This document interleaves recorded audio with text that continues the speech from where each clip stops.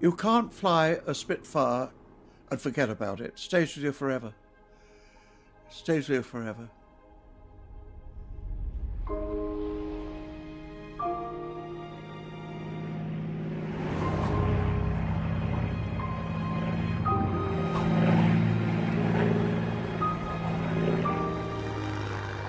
The Spitfire was just like a dancing fairy. It was gorgeous. I can't really explain it. It was absolutely wonderful.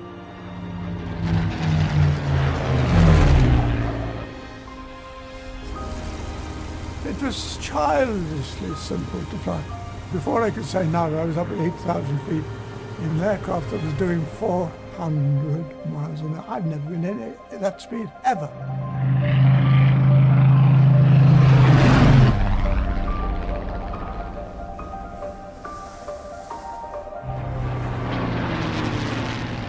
It was the nearest thing to having wings and flying oneself. You only had to blow on the control stick and it seemed to do what you wanted.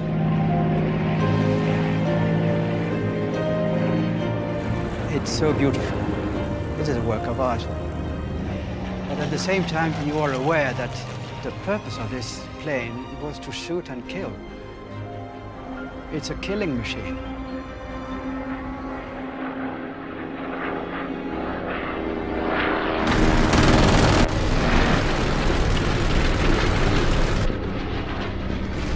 If it's a weapon of war, a Spitfire, it's a weapon of war, and you've got to learn how to use it as a weapon of war.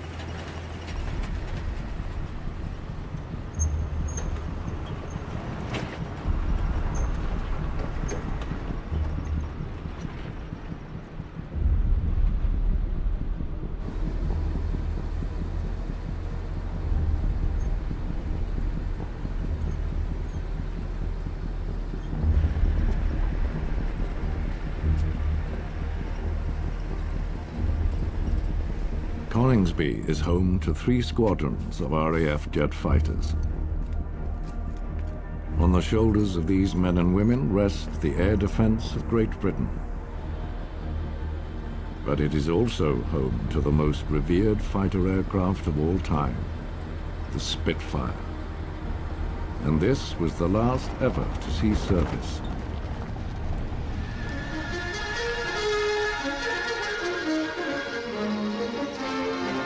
A few of these famous aircraft have been operated on daily Met flights, helping in the task of weather forecasting. But now, 21 years after the prototype first flew, the last of the Spitfires are to be retired. Their day is done, though 3 Spits will be kept by the RAF for Battle of Britain flypasts, commemorating the battle they did so much to win. For me, and I think the British people, these airplanes represent innovation, ingenuity, determination, and an unwillingness to be bullied. And really the Spitfire is emblematic of that. This beautiful machine is our Mark IIA Spitfire, and in my opinion, this is the most precious flying machine on the planet, bar maybe the Apollo 11 command capsule, which brought the boys back from their first trip to the moon, or first landing on the moon. And the reason I say that is, this is the only Spitfire in the world still flying today that actually fought in the Battle of Britain. So it's a truly, truly priceless flying machine, and it also happens to be one of the most, if not the most beautiful machine that man has ever made, in my opinion.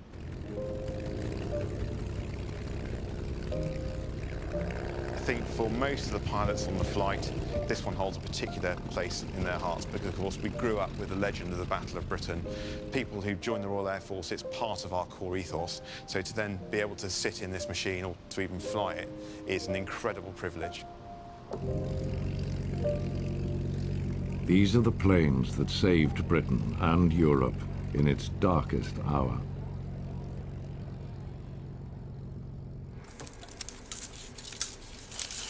At the height of the Second World War, a film was produced which would forever fix the Spitfire in the public's imagination. First of the Few told the story of the famous fighter aircraft and its creator, R.J. Mitchell. What have you been up to? Thinking. Great thought? Oh, terrific. Such as? The birds fly a lot better than we do. You don't say. I do. But then they've been at it some millions of years.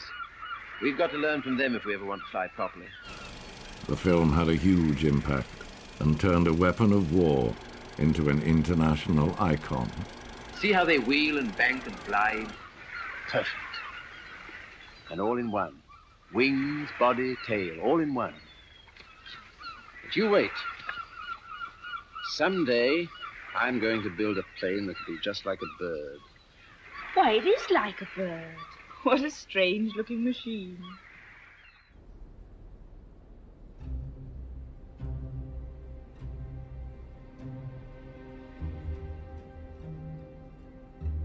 As a child, for me, running around this place was magical. If we were to come down at the weekend, my father would be doing some particular job on one of the aircraft, I was left to roam. It gave me a great sense of what these aircraft were about, even at an early age. So looking at what it means to aviation and what it means to the story of the Spitfire, this aircraft, the Supermarine S6, I think it's the most important aircraft we've got here. What gets me is it's so narrow. Even after all this time and knowing the aircraft for so long, it's so narrow. Well, you appreciate, of course, they went in sideways and then turned round, so they got their shoulders under the coaming here, head back on here, and a very thin cushion to sit on.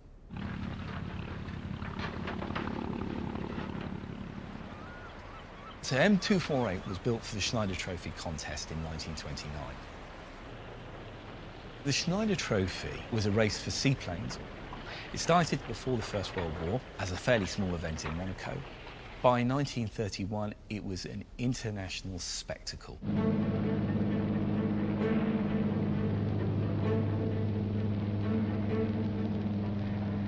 At the last race in 1931, 1 million people came down to the shores of the Solent to watch the race happen.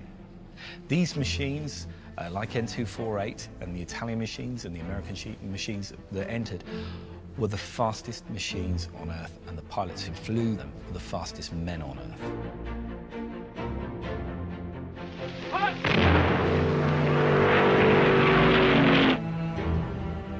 When this competition started, the speeds were around about 40 miles an hour. By the time it finished, they were 400 miles an hour.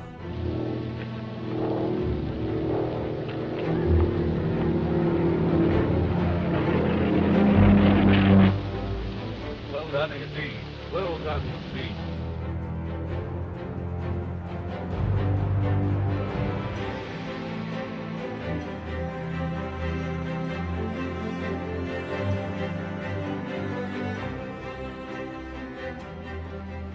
Mr. R.J. Mitchell, Southampton, England, will talk to you on the design of Schneider Trophy seaplanes.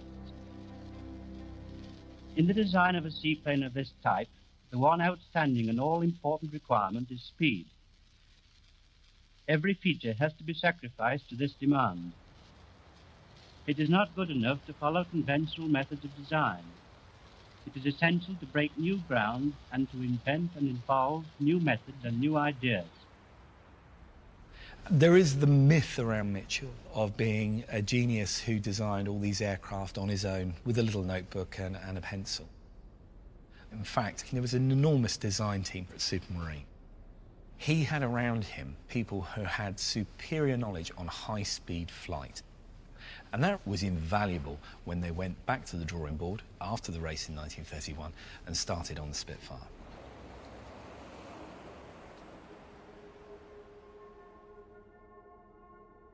It wasn't just Britain making strides in aviation. In Germany, a new and increasingly sinister political force was using aircraft to spread its influence. These new developments became a powerful symbol of Nazi ambition. By 1933, this could no longer be ignored. For months now, some of us have been trying to impress on the government that the danger is growing, but this is a democratic country. The policy of the government is the will of the people, or it's supposed to be, and the passionate desire of every sane, thinking person is for peace. Well, Mitchell, what do you propose? I want to build a fighter, the fastest and deadliest fighting aeroplane in the world.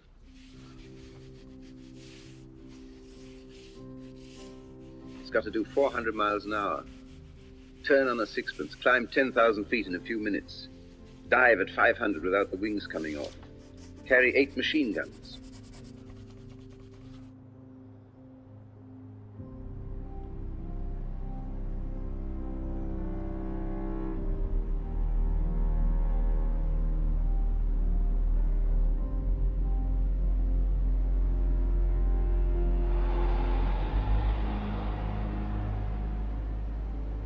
As far as aeroplane design goes, everybody's looking for those few percent improvements.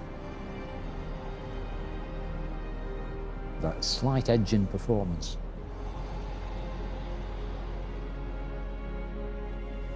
Aerodynamics, engines, structures, this type of thing. This is the old 24-foot wind tunnel at Farnborough.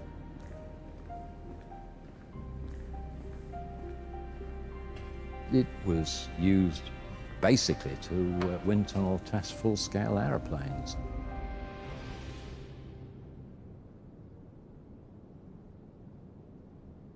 Various countries, particularly Germany, were heading towards a war situation, were developing fast bombers, so fighters had to become faster as well. We were terribly behind. But there was this constant cross-fertilization between what the Germans were doing and what we were doing here at Farnborough.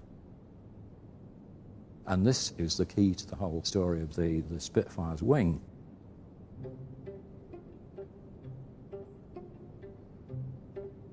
Beverly Shenstone was a young Canadian aeronautical engineering graduate who came over to Britain and then immediately got himself a job with Junkers in Germany to try and find out what the Germans were doing in this area. I think there has been suggestion that he might have been a spy, but I don't know about that side of things. He met one of the great names in aerodynamics, Ludwig Prandtl. And it turned out that in 1918, Prandtl had published the description of all their work during the First World War, including the wing planform shaped as an ellipse. But he didn't just draw a simple ellipse, he drew two halves of two ellipses. A bluntish ellipse here and a much deeper ellipse there. And that, I have to say, is not only like, similar to, it's damn well geometrically identical to what emerged on the Spitfire. And I think that Shenstone picked up that idea and brought it back when he came to work for Supermarine in, 1933, and suggested it to Mitchell. So basically, the Spitfire had a German wing. And I suspect that a lot of people have been too embarrassed to say anything about it.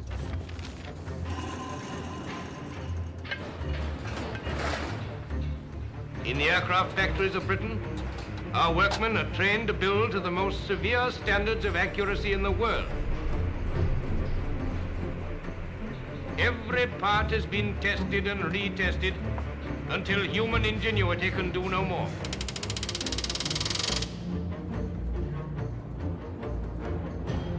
There are over 11,000 parts in a Merlin engine. Over 140 separate machining operations are needed to produce the Merlin crankshaft. Women prove themselves to be particularly adept at this exacting work. At each station, a subassembly or component is added to the engine. At the end of the line, the completed engine is vetted by an inspector who notes the numbers of individual components and assigns a new number to the whole engine. From now on, it has an identity.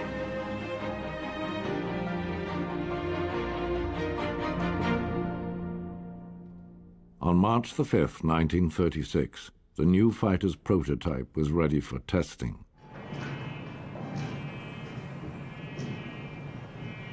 There is only one person alive today who remembers the Spitfire's first test flight. Well, I was 4½. My father worked at Supermarine for R.J. Mitchell. So we grew up with the aeroplanes, and the Spitfire especially, because father was looking after the development of that. One day, he said to mother, do you want to come and see the first flight of our new aeroplane?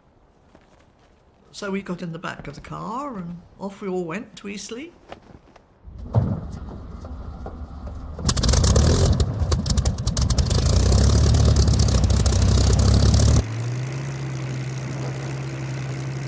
Pilot came out and got in, and then off he went.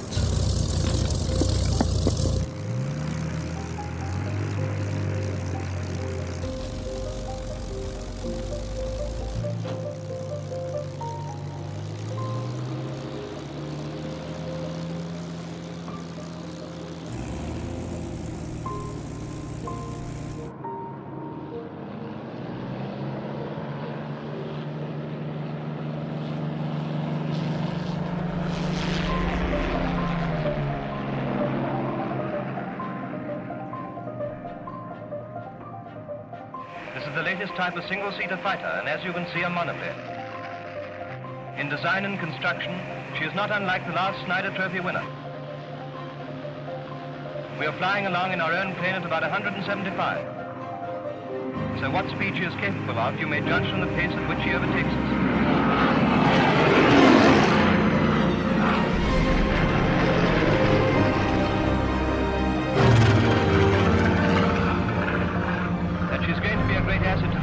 It's pretty obvious.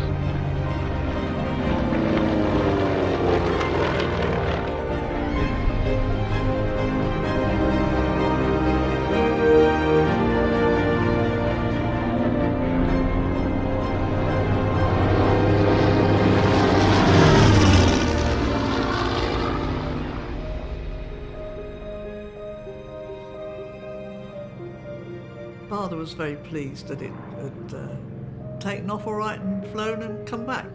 Oh, that was all right, that was good, or something. And that was the first flight of the Spitfire.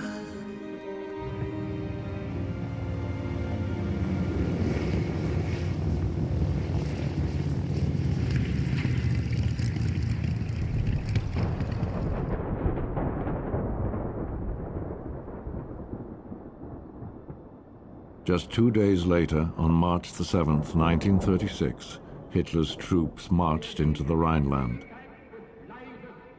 It was an ominous moment for the future of Europe.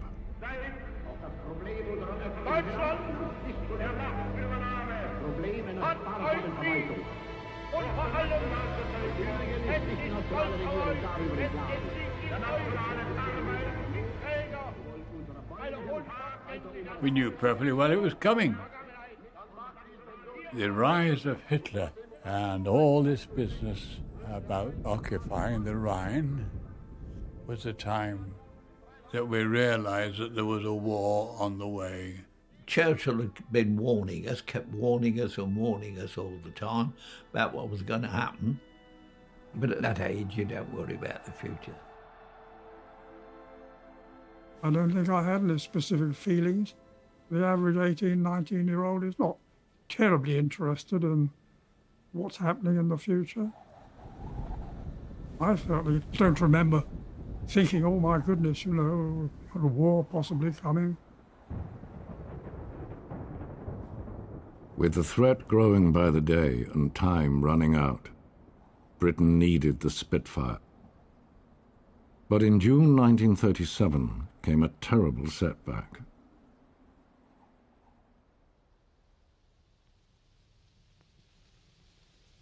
Well, I suppose you know something of the trouble, or you wouldn't have come to me. I had an idea of it, yes. I'm afraid you're a rather sick man, Mr. Mitchell. I had an idea of that, too.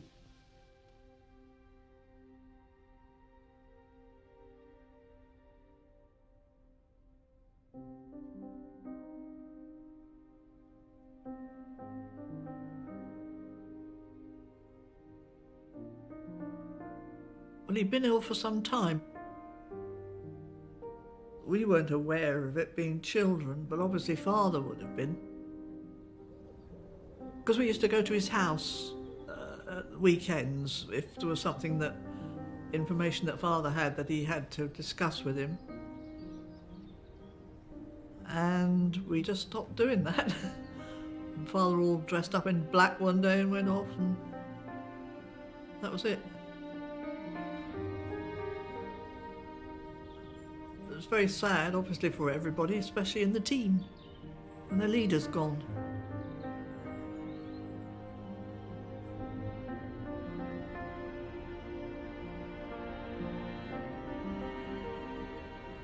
In its hour of greatest need, the country had lost its greatest aircraft designer at the age of 42. It was now a race against time to get the Spitfire finished. It would join Britain's other new fighter, the Hawker Hurricane. Both would prove vital in the coming conflict. A welcome sight is to be seen in the Vickers Works at Eastleigh, one of the factories where the production of Spitfires is rapidly going ahead. In the present state of Europe, it seems that the country couldn't possibly have too many of these fighters, which claim to be the fastest in the world. Their powerful engines are lined up ready for installation, and every operation of manufacture and assembly is carried out with that delicate precision for which British workmanship is famous. On completion, the machines are given a thorough tryout, and you'll no doubt be pleased to notice the rapidity of their climb and their handiness in the air.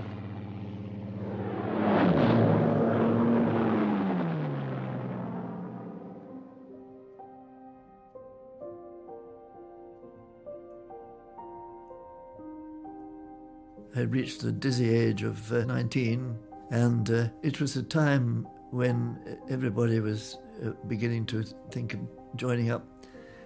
And I decided the best thing to do was to join the RAFVR, Volunteer Reserve. And in due course I did get called up for flying training.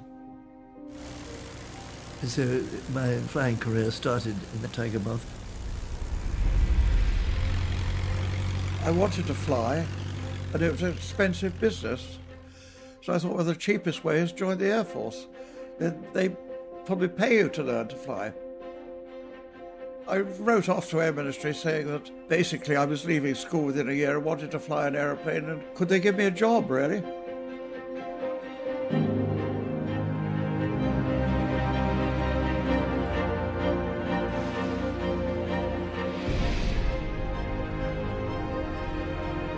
In August 1938, the Spitfire entered RAF service. It was not a moment too soon.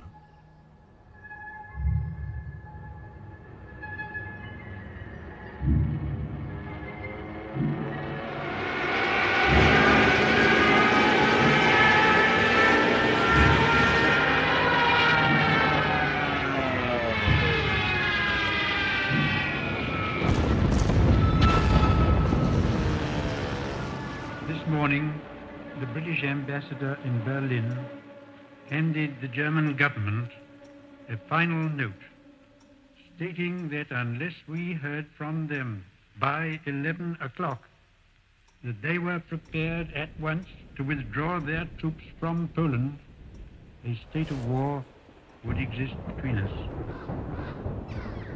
I have to tell you now that no such undertaking has been received, and that consequently this country is at war with Germany.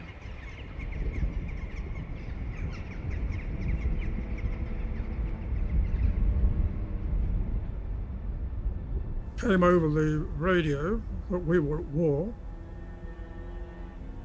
had half a mug of wine each, and wished each other good luck, and that was it. It was quite emotional at the time.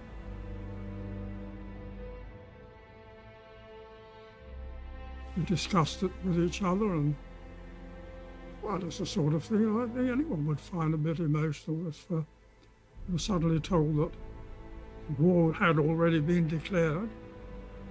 You knew you were in it, because after all, that's what you were being trained for. It was exciting. We wanted the war to start. I wanted to be in it. I didn't want to be left behind. And don't forget, I was 18, 19. I was enthusiastic about everything in those days. What went through my mind was, how long would it be before I got on a squadron?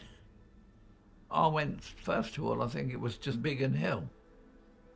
And the CO looked at me and said, how many hours have you done on Hurricanes, Pickering?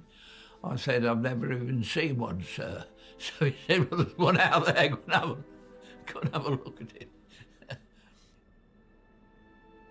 Towards the end of my training, I think the war was getting a bit worrying to everybody, and I was taken out of practice camp, and I ended up in the Spitfire squadron. When I first saw the Spitfire, I thought, my gosh, this is quite something. The ground crew strapped me in, and it was all a bit intimidating, there's even the start-up.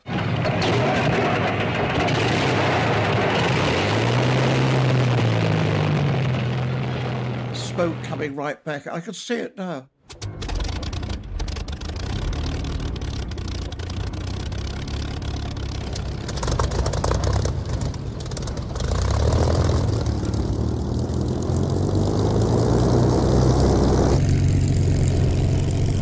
I remember taxiing out, being very careful.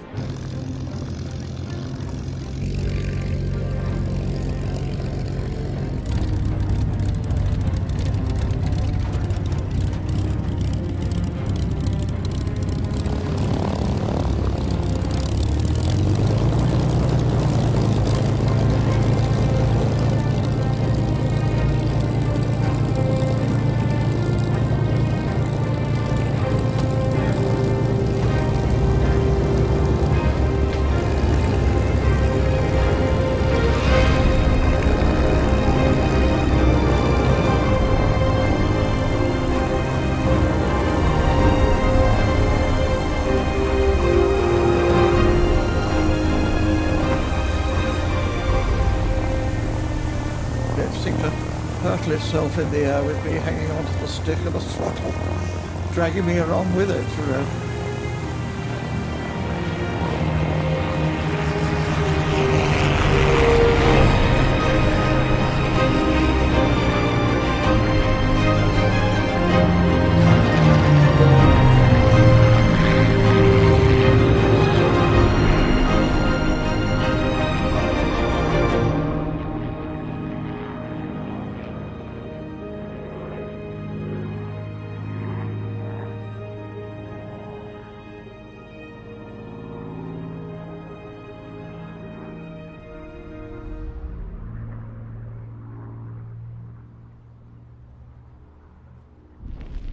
In the spring of 1940, Hitler's attack in the West began.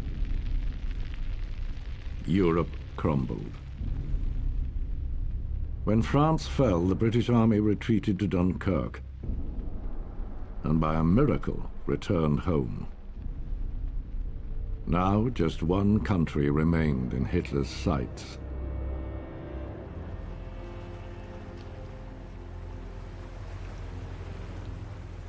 What General Weygand has called the Battle of France is over. The Battle of Britain is about to begin. Hitler knows that he will have to break us in this island or lose the war. If we can stand up to him, all Europe may be free, and the life of the world may move forward into broad, sunlit upland. The Germans were going to land with 250,000 people on the south coast of Britain, between Brighton and Dover. Had they landed, they'd have won, without a doubt. And the course of world history would have been changed. We fully realised that we'd got to stop the Hun from getting over. We knew that we were an important line in the defence, the fighter pilots. If he ever landed and secured a foothold, we'd never get him out. There was never, ever any thought of defeat. Never. We were cocky, we were bees knees. After all, we got wonderful aircraft to fly. We were very fortunate, in spite of the Treasury, that we had Spitfires and Hurricanes.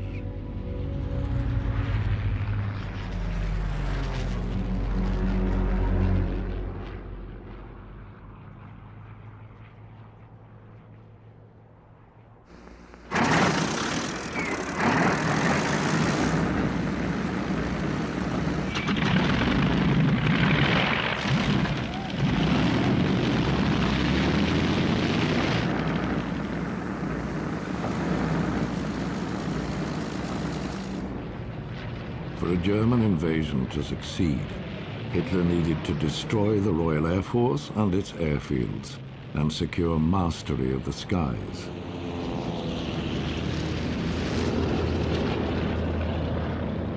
The Luftwaffe had 2,600 aircraft. They outnumbered RAF Fighter Command by 4-1. For most of the young pilots, it would be their first time in action. If they failed, the country would fall. Obviously, we were going to be involved in a pretty serious business. Being shot down didn't appeal to me. So I thought, how do I avoid it? Make yourself a difficult target. How do you do that? Never fly straight and level for more than 10 seconds. It's always the German you did not see that shot you down.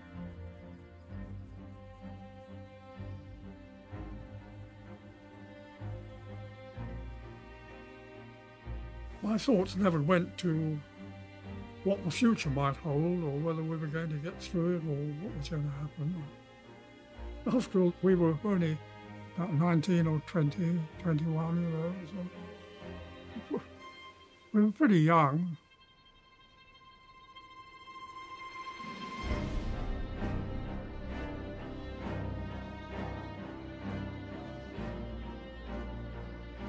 We were all pals together. The camaraderie was great. We knew we depended upon each other. We knew that we were sure of getting support wherever we were. I was sent to Uxbridge, which is 11 Group headquarters, into the operations room. I don't want to blow my own trumpet, but I was a good plotter. I shouldn't say that, but that was why I was always on the southeast corner, which was the busy corner.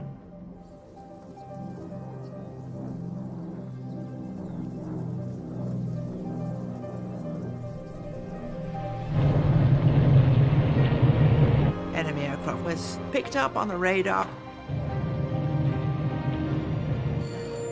All that information was sent to Fighter Command.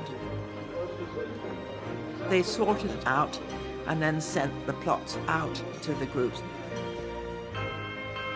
So he'd say scramble, and they would have to get up in the air.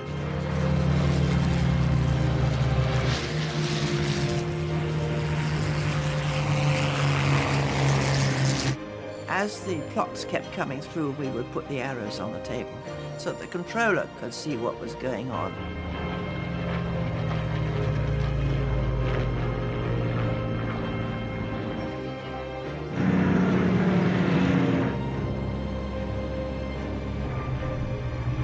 The controller had the information and was able to pass it on to the pilot.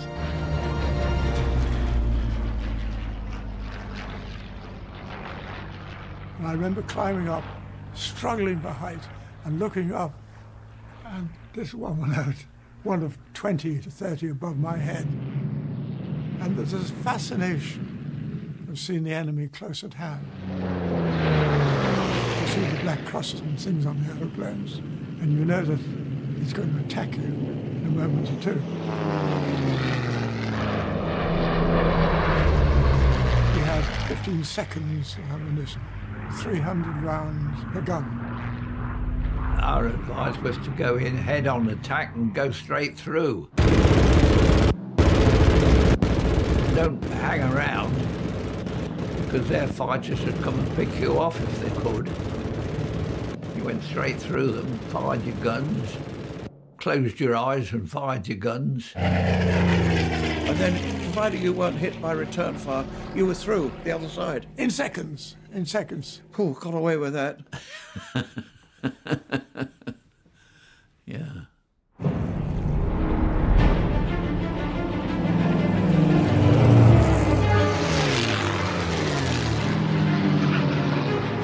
You've got 109 Spitfires and Hurricanes screaming round. You didn't know who was who half the time. We were up here in the Spitfires, but you could see what the Hurricanes were doing. I can remember 3 Hurricanes diving into 500 Heinkels, and the Heinkels scattering.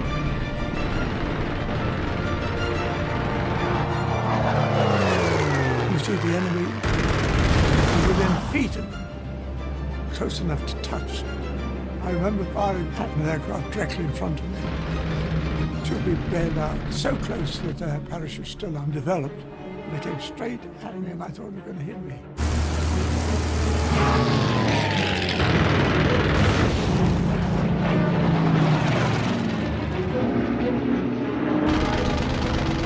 There was this bang. I suddenly realised there was a 109 right behind me. He had his goggles down and I could see his head. Oh yeah, he was close. He was real close. And I looked up and I could see him looking at me. You learned the hard way.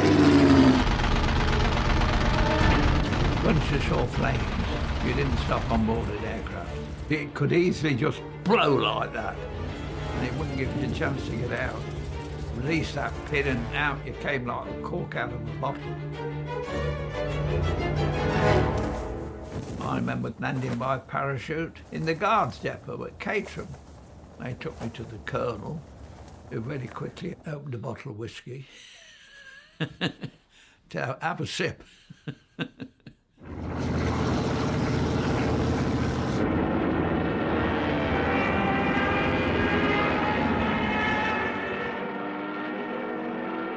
I saw these stupers.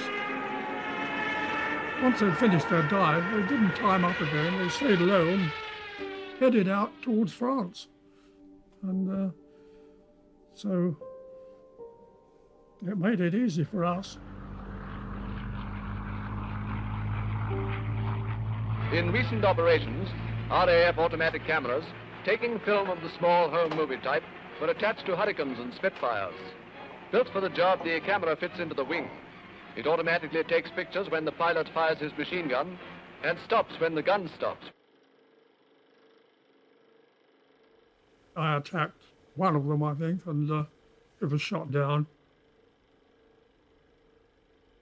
The other one went into the sea. You don't have any feelings about it. All you think about is trying to get a decent shot at it. I can't help it, but I did enjoy it. But and I think probably quite right. It's from the human point of view. I suppose you shouldn't say you enjoyed it when other people alongside you were being killed. But I'm afraid I probably did.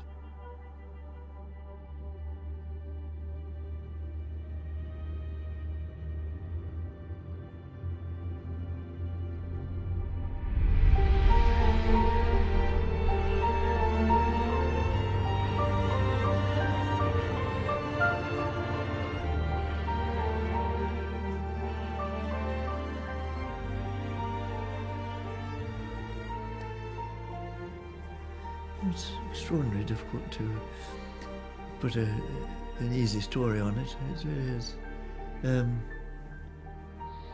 Certainly were times when was quite frightened of what was going on.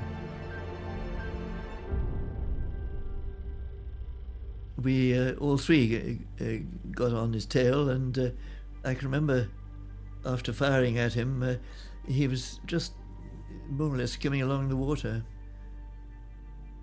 And although I didn't knock him into the sea, the chap following me certainly got him, and he burst into flames and went into the sea.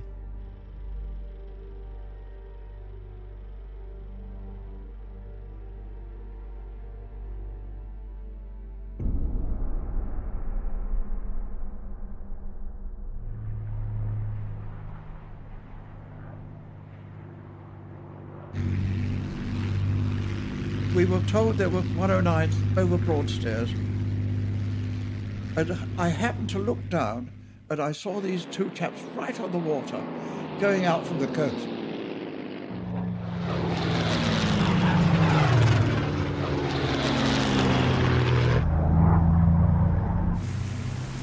And we quite clinically got behind them, right on the deck. They hadn't seen us.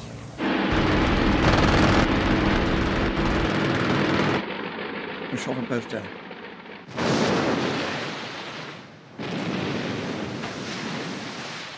Just a boom, boom.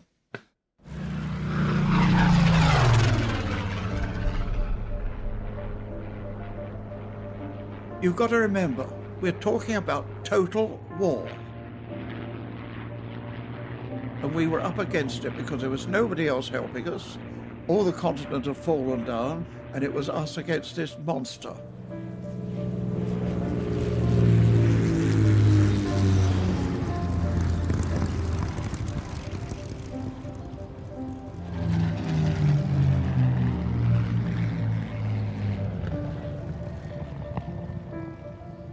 By the end of August 1940, the Luftwaffe's daily assaults on the airfields were stretching RAF resources to the limit. Pilots and ground crews were exhausted. You never thought you were going to be killed. And it's only in retrospect, when you're lying in bed at night and the bed alongside you is suddenly empty. The fact that they were killed 20, 30, 40 miles away means that you wiped them for your memory. You never got too close. You kept yourself at a certain distance, because inevitably you would lose friends. There's no doubt about it.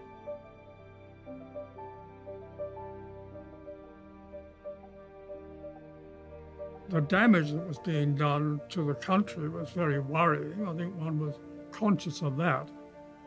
I think in many ways it made one even more determined to stop the German invasion.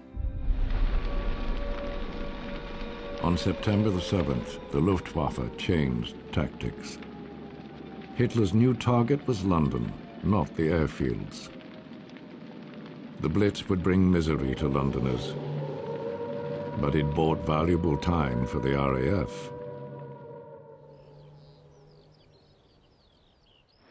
At last, the pilots could rest. The runways could be repaired, and aircraft could be serviced.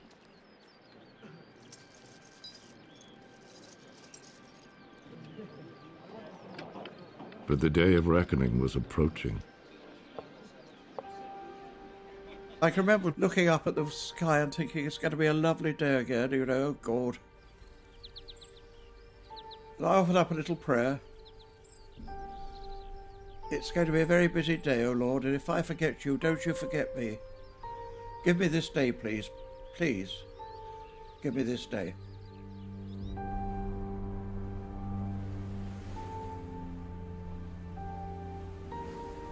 According to the German plans, if things were going right for them, they would invade on the 15th of September. Der Tag, this was the day they were going to invade.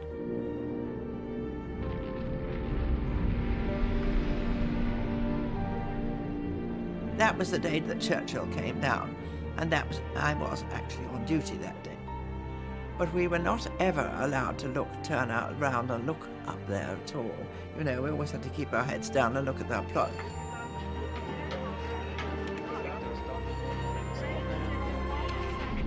In the plotting room, Churchill watched the enemy attacks building.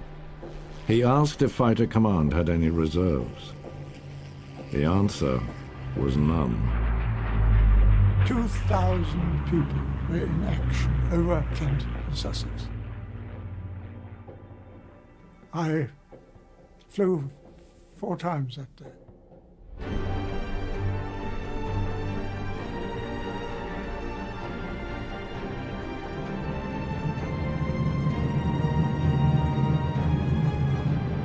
We were in a vast panorama of blue sky with the green contrasting fields of England below, and it was that helped you. I can hear him to this day, the controller coming up and saying 150 plus approaching Dungeness. And Brian said, "Tally-ho, I can see them." But I looked ahead and there was this great big cloud of gnats on a summer evening. 109's above Heinkel's, and I thought, oh God, you know, where do we start on this lot?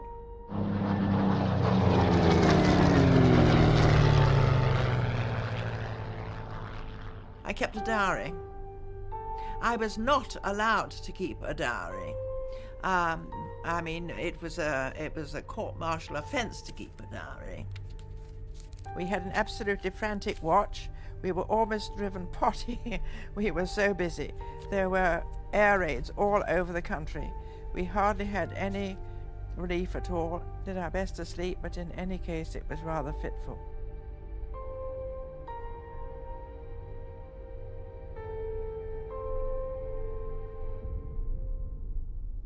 On the 15th of September, enemy aircraft were falling like confetti all over the southern counties. We were cock-a-hoop.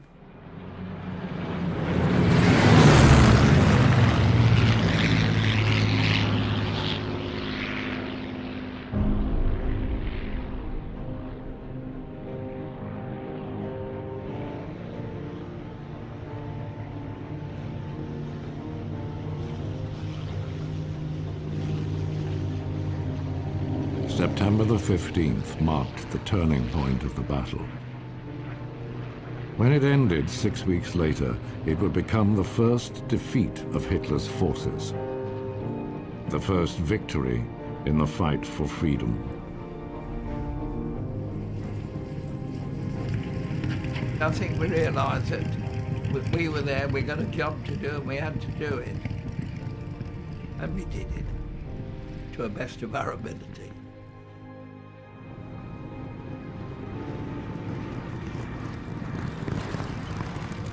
Always remember the elderly ladies in the East End of London and come putting their arms around you and giving you a kiss and saying, "Keep them away, boys, keep them away." It meant a lot to us, really, that.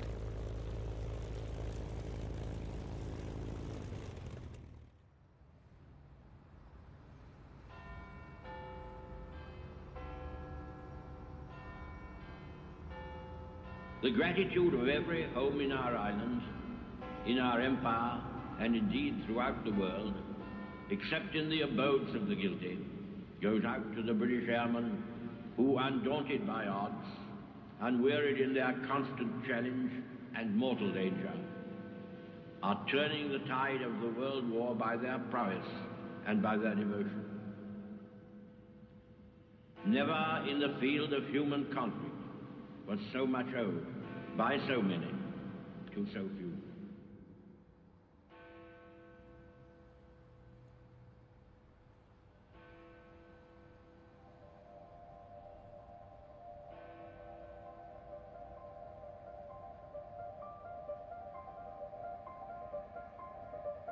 The constant drone of machinery in our aircraft factories is the music of victory. Over acres of floor space, men and women are turning the money from the thousands of Spitfire funds into machines for the RAF.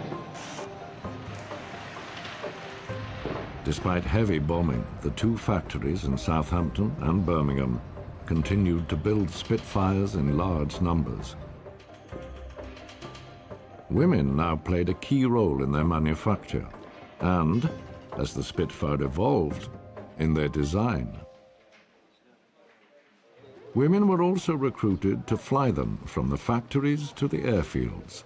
These women are in the news at home because they've undertaken a somewhat unusual war job. All these women of the Air Transport Auxiliary are most experienced pilots, each with a record of about 1,000 flying hours to her credit. In 1941, I joined the Air Transport Auxiliary as a pilot. By carrying out this duty, they are relieving the pressure of work that would otherwise fall to RAF pilots. Oh, that was great. I was with 16 other girls that had already joined. So that was wonderful.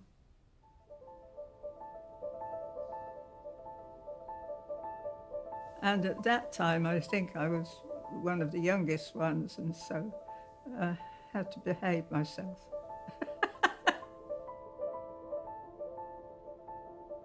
We were all very young. We weren't in the services, so we didn't have to have our hair cut.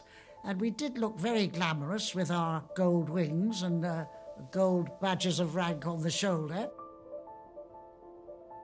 Whenever you went into an RAF mess, you know, they were always anxious to talk to you. It was a very glamorous life, and it was very difficult not to be spoiled, I guess. Well, I did have lots of boyfriends. It takes me back about 50 years, doesn't it? But to keep the Royal Air Force on the offensive, hundreds of aircraft must be flown each day between the factories, the maintenance depots and the aerodromes. I saw these Spitfires. I hadn't seen a Spitfire before. I'm sure my heart was beating hundreds to the dozen. When you actually told you're going to fly in the Spitfire, I suppose it's almost breathtaking. It's partly nervousness, will I do it properly, and partly elation that you have finally made it. I got in the aircraft and the chappie said, "How many of these have you flown this?" And I said, "I haven't flown one at all yet. This is the first one." And he promptly went and fell off the aeroplane.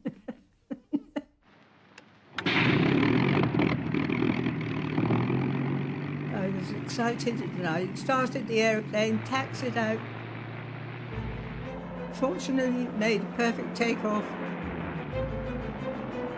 Up in the air, I thought, I'm here, I must do something. So I went round and up and down.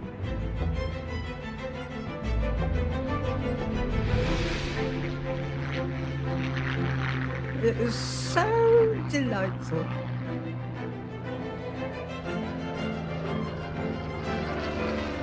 I had a lovely time before I had to land it. I thought, oh my goodness. A test pilot once said that she was a lady in the air, but a bitch on the ground.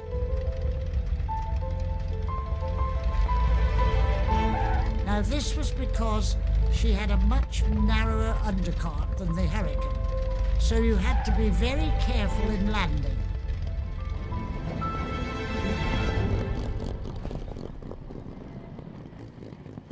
It was quite often very dangerous.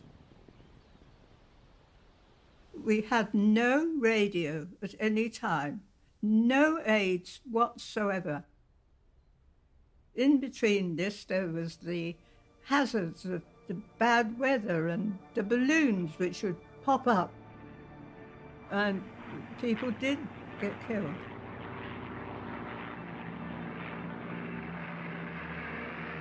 There were casualties, and one heard of them all the time. But I think the thought of what was happening in the war as a whole was always in the back of our minds. There was always news coming through of either defeats or setbacks, And it was a nice feeling, however modest, that you were doing something to help the war.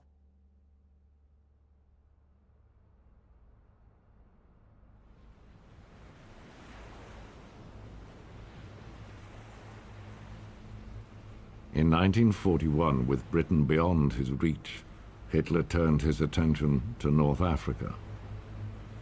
The prize was control of the Mediterranean and the Arabian oil fields. As battle raged in the desert, his supply lines were under constant attack by British aircraft based on Malta. The tiny island was subjected to a massive bombing campaign. It had to be defended at all costs. With Spitfires being held back in Britain, Hurricanes were sent on aircraft carriers to do the job.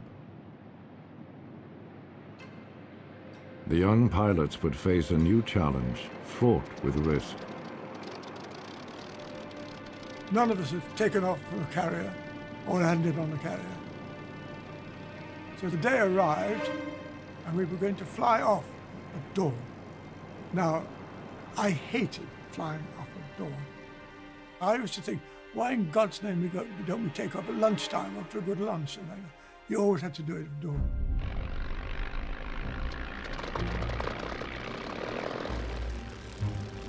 So there I was, one of 23 aircraft, lined up, waiting to take off.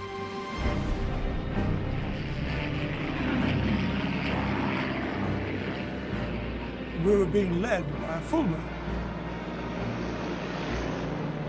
Now, there's one thing that was worse than a Hurricane. It was a Fulmer.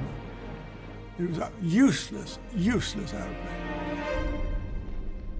And we were going to follow the Fulmer all the way to Malta.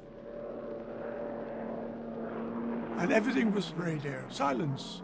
We weren't supposed to utter a word in case we gave the whereabouts of the fleet. And we did go for an hour. And suddenly the Fulmer, which is leading us, had an engine problem and disappeared into the cloud. So I was left there. I didn't have any maps. I didn't know where Malta was. All I knew was surrounded by the enemy. And I was just 20 years of age. I didn't know what to do.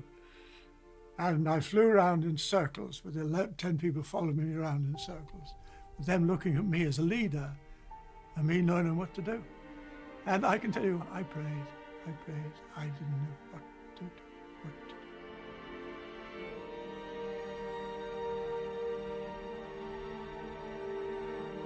And God answered.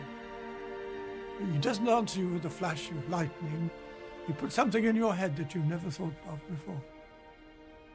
And I thought, what I'd better do now is fly all the way back to Gibraltar, which was 850 miles in the opposite direction. So I set off. By the grace of God, I came across the wake of the Navy and found the Ark Royal and all the fleet, 20, 25 ships. And I thought, what are they going to do with me? They're going to shoot at me and they think I'm the enemy. How do I let them know that I'm a friend?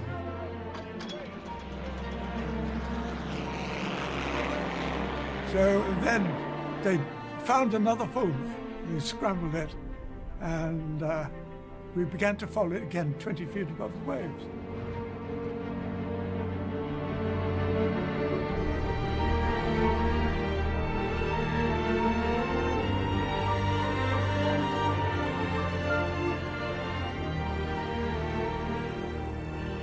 We'd been in the air several hours.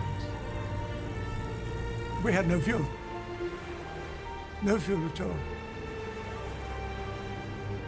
And Malta suddenly appeared. And I remember going over the cliffs. And I was approaching Lucca, and the airfield in front of me rose up. Bomb blasts and craters. All the time I've been looking down to see where I was going to land on the ground. I looked up, And the air was filled with Germans, about 50 or 100 of them. I said, sod it, no matter what, I'm going to land there. So I landed between all the bombers.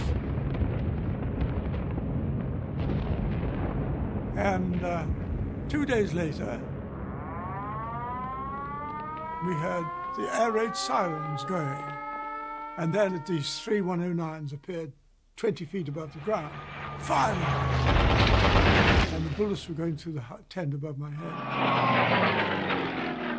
They wrote us all off before we'd even taken off. So we didn't have airplanes to fly. And suddenly the Spitfires arrived in March 1942, by the grace of God.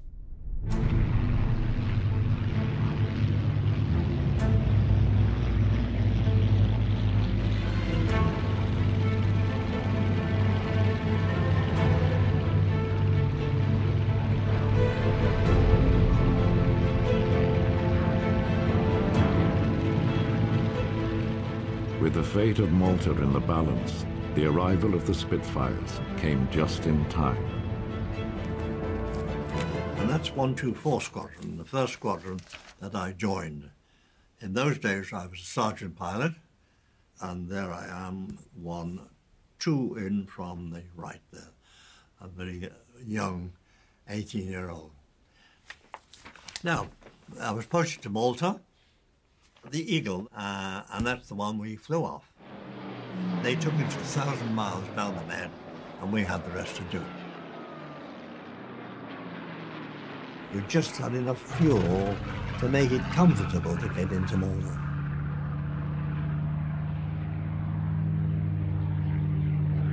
It was just a matter of getting in as well as you could, missing the potholes, and getting to a pen. Within minutes, my Spitfire was being refueled by swarms of airmen passing petrol cans to one another to fill it up. Amazing. I mean, you only just arrived there and your Spit was ready to fly. Welcome to Malta.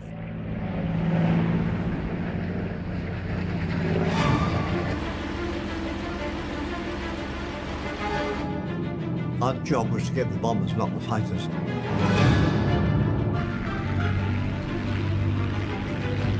We had to get as much height as we could, because then you had an advantage of coming down. We didn't aim to get into a dogfight with Messerschmitts, because we were too short of Spitfires to lose one. Hit the bomber.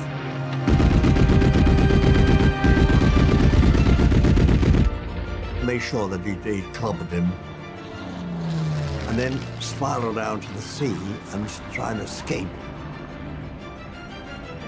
But Messerschmitt soon cottoned on to this, and they followed down. So we ended up with a dogfight anyway, at sea level, fighting for my life. When 2 of them attack you get your sights on more quickly, and keep your eye on the other one coming down behind you. You get a quick squirt. And then always your eyes are flicking towards number 2 coming down.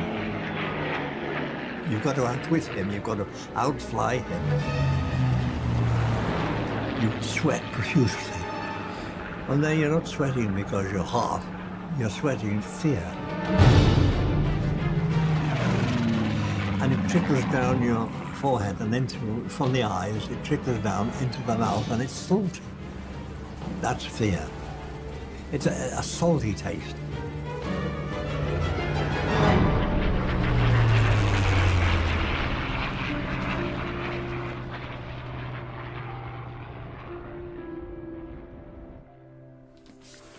You always put these swastikas in.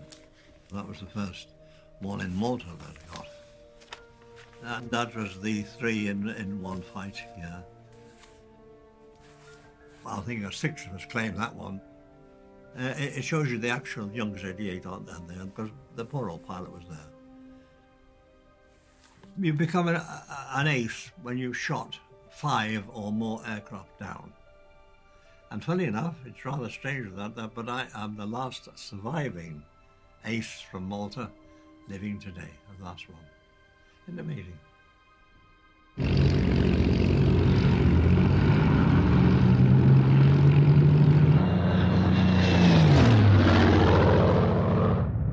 The Spitfires had done the job. By November 1942, the island was safe. The tide of the war was turning. The United States and the Soviet Union were now fighting on the Allied side. With the constant need for pilots, the RAF became a truly multinational fighting force. They came from all over the world and from the conquered countries of Europe. And they all wanted to fly Spitfires. I remember first flight from the Polish wing, 3 squadrons of Spitfires over France. The object was to throw the country, come and fight, and by gum they did. 3 Spitfire!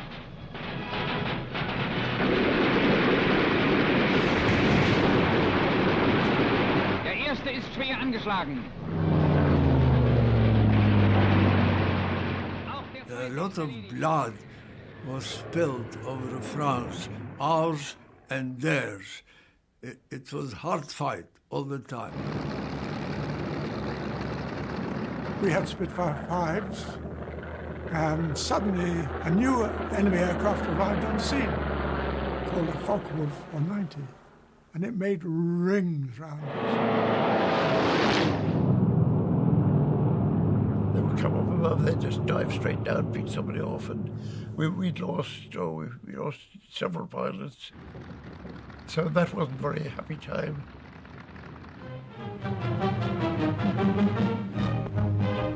Very interesting indeed.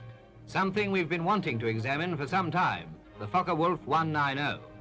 The RAF forced it down on the south coast of England, where an armed patrol promptly grabbed the pilot before he could do any damage. Now it's in the RAF. The 190 was a very potent airplane, so we had to respond.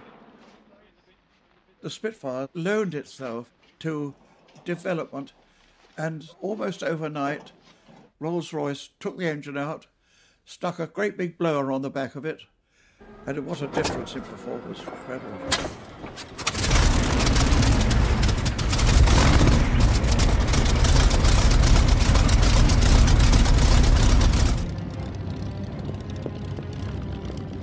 Spitfire 9 was a really very, very good machine. It got a lot of power. That's what was needed.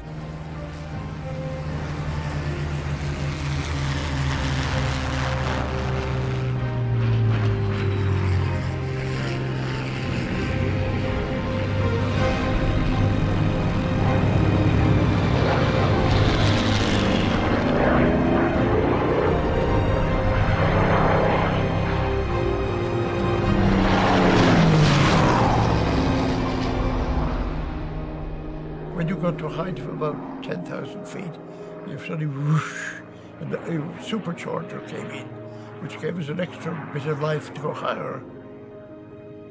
And after that, the FW-190s, they were no fear for us.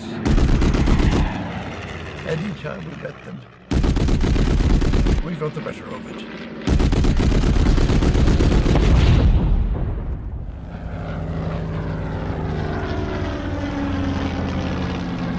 The new Spitfire had helped to secure aerial supremacy. The liberation of Europe could now begin.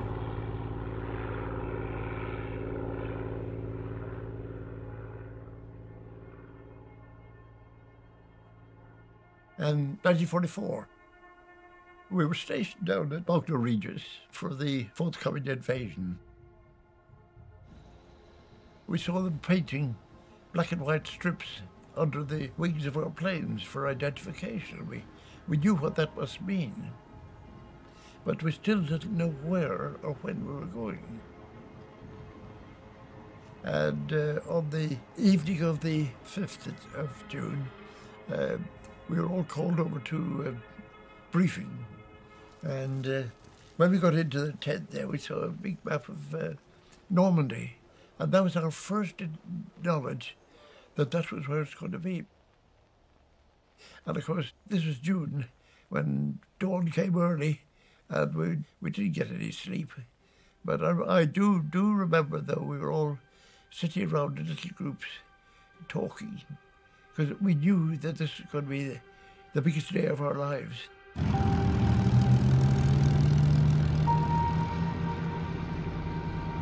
4 years ago, Europe was Hitler's. The lights of freedom went out. Now the world of free men strikes in all its assembled might at the weakening chains of bondage. Here are the first pictures of the opening of the second front. Pictures which security demands should be meager at this stage, yet thrilling because they carry the first flush of excitement as the mammoth task gets underway.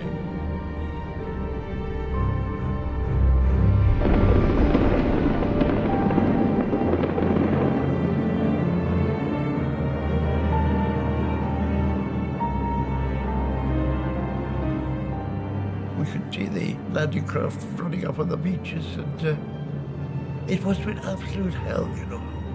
We were completely detached from it. On D-Day, I went over there 3 times, and it was quiet all the time. We never saw the German Air Force. Quite honestly, if they had turned up, they would have had a very, very hard time, because not only the RAF, but all the American fighters were up there as well. Very, very successful, actually, because the whole of northern France there was covered with fighters. While civilian Britain sleeps, history's greatest story is being written. Between midnight and breakfast, the D-Day plan is launched. And when the news breaks, the people at home rush to buy it. Eagerly they absorb every line of the rationed information as it comes to hand. The news is good, far better than they'd dared to hope. Bridgeheads are won, we penetrate inland, airstrips are under construction, and best of all, casualties amazingly light.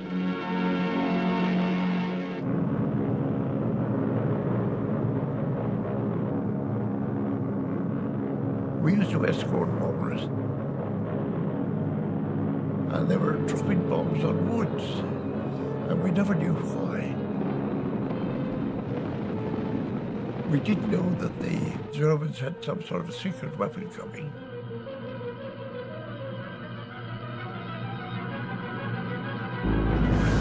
Das ist V1 im Einsatz. Doodlebugs. They were pretty fast. They were over 400 miles an hour they traveled. I chased one once across the channel, but it was too fast for me. The jet-propelled V-1 was taking warfare in a new and frightening direction.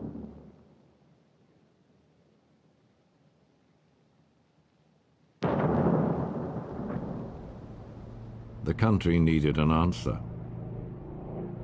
And once again, it was the Spitfire. Mark 14. She's slightly larger and even faster than her predecessors and was designed to meet the constant demand for more speed. The wings are clipped to give better maneuverability at low altitudes.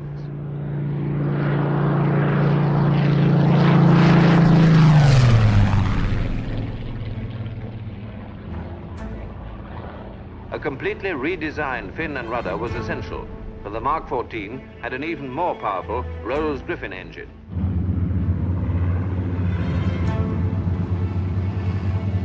To accommodate this new engine, the nose was lengthened again, and a bigger spinner was needed.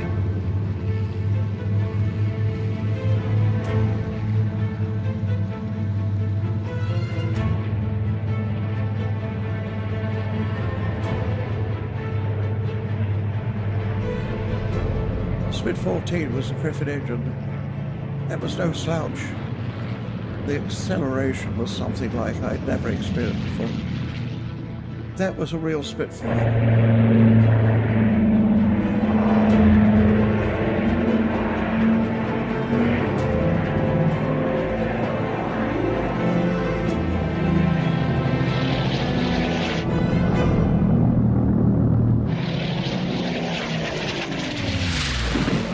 Spitfire pilot gets in a successful burst.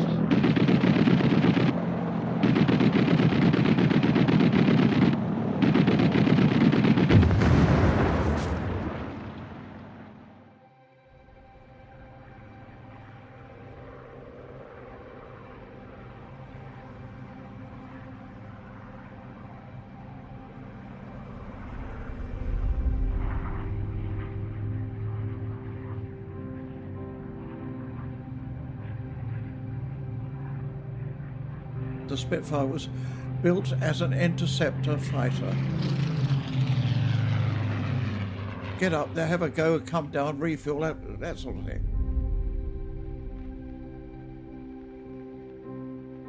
But it went on to be developed into 24 marks with a speed over the initial one of over 100 miles an hour, carrying twice or three times the weapon load. It was a design which was brilliant. By the end of the war, 1945, I flew pretty well all of them, all 24 marks. We used to appeal to Supermarine. We said, for God's sake, try and design something else.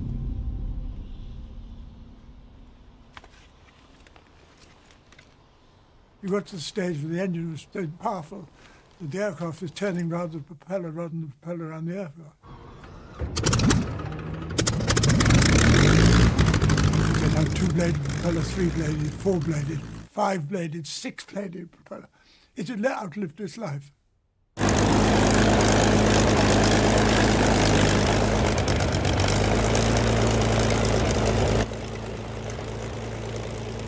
22,000 Spitfires were built before the jet engine brought its life to an end.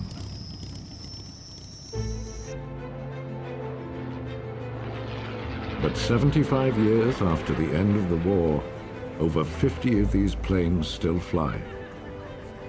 And more are being returned to the air every year. Well, it's an extraordinary thing about public opinion, isn't it? It does funny things. I mean, the Spitfire did fly all the way through the war. And a lot of people like to see them nowadays. They're so precious. It brings back all sorts of memories. All sorts.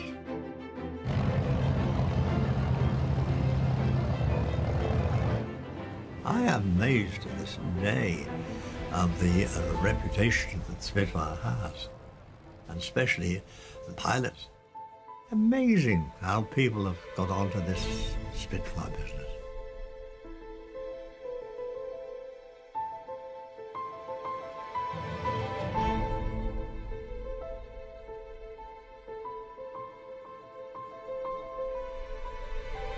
The fact that people revel in the Spitfire and the iconic feel it has, I can't really explain it. You know, there are some who would rather have a flight in a Spitfire than spend their pension money on a Jag or something, I think. That must tell you something.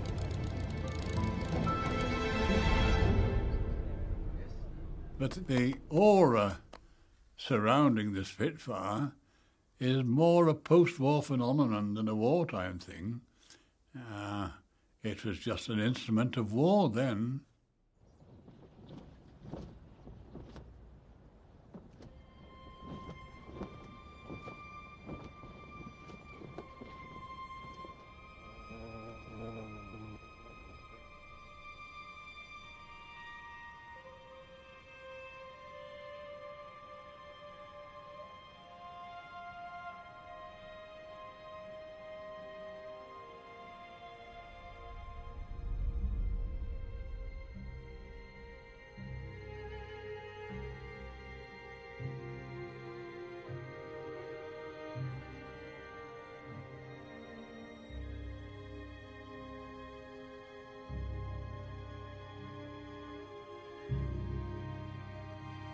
I don't know why. Human nature is such that we have to fight each other and destroy each other. Well, it was something which I was asked to do, and I did. But life's very strange. One gets tested and checked and things like that. You've got to try and live a life where you try and not upset other people.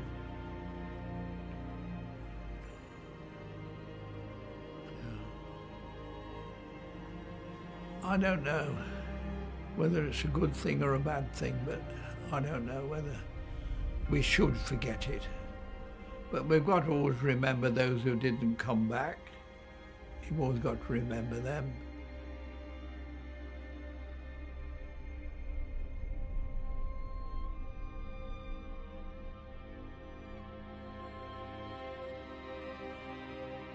At the time, one didn't think anything of it at all. I'm very proud to have taken part in it.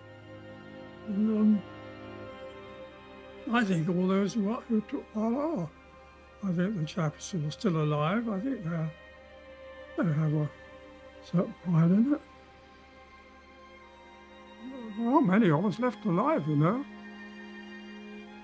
We're not getting any younger. I suppose in another 5 years, I doubt if there'll be any of us.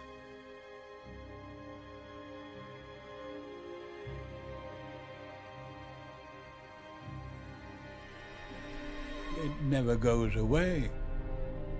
Never goes away, this threat of warfare. The generation before us had been through a war.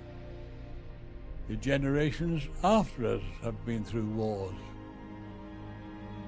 In all conscience, the world needs a change from all this hostility and warfare. The world needs a change.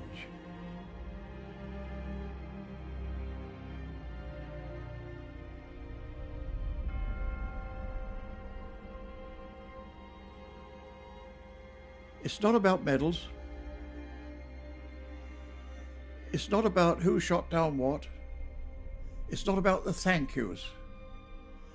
But it is nice to be remembered because being remembered covers everybody who served, flew and fought in the war.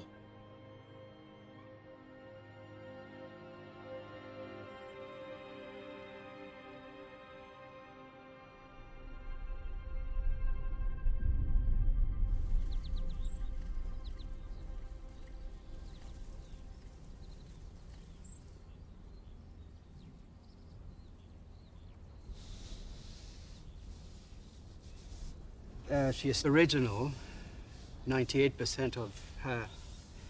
All the skin panels and all the inner parts, they are original 1944. Reason for it is that she never saw combat. She was actually delivered from the factory by Mary Ellis, who was one of these ATA girls, the Air Transport Auxiliaries. Mary Ellis was a slip of a girl, but I know that she flew 1,000 aircraft during the war, of which 400 were Spitfires. And for some reason, she decided on a whim to sign her name on this airplane in 1944, which was then Mary Wilkins. And you can still see the signature, very faded, Mary Wilkins, ATA. For Air Transport Auxiliary. But the most wonderful thing is that she is still alive and she's going to be 100 in 2 or 3 months' time.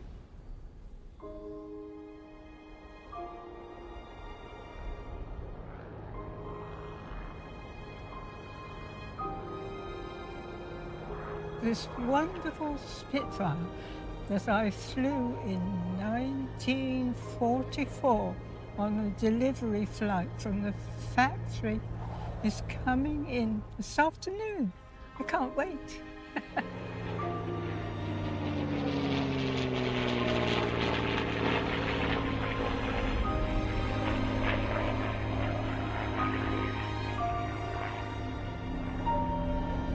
Here he is. Ah.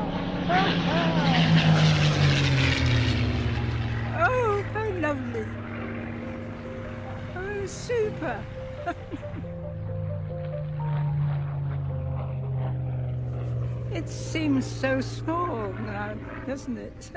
Spitfire.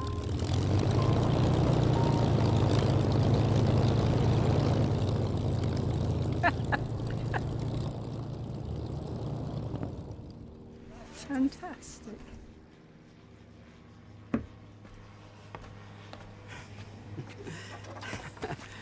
Dear Mary. So great. It is so great. So good to see you. How are you? I'm very well, thank you. Always excited about this one? Yes, of course. I flew about 1,000 aeroplanes during the war. Yes. That's the only one I've signed. That's the only magical. one. It's fabulous. And what came over you that you decided to sign this one? I suppose it was a romantic mood. I was thinking some handsome RAF chap might be fighting, you know, and suddenly see my name and contact me. And look you up. It never happened. It never happened. No, until now. Don't tell your wife I said that. I won't. This is between us and all the cameras. Yes. Would you mind stepping inside again and sign the airplane again for this day?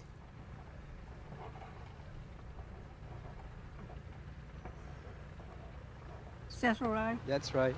Thank you for allowing me to write on your aeroplane. Delighted and honored.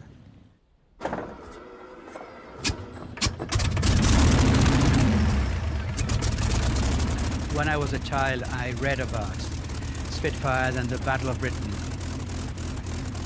This aeroplane stands for so much. Grace and gallantry.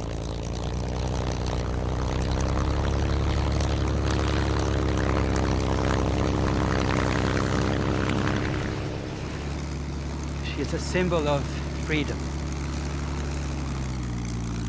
Here he comes. Here he is.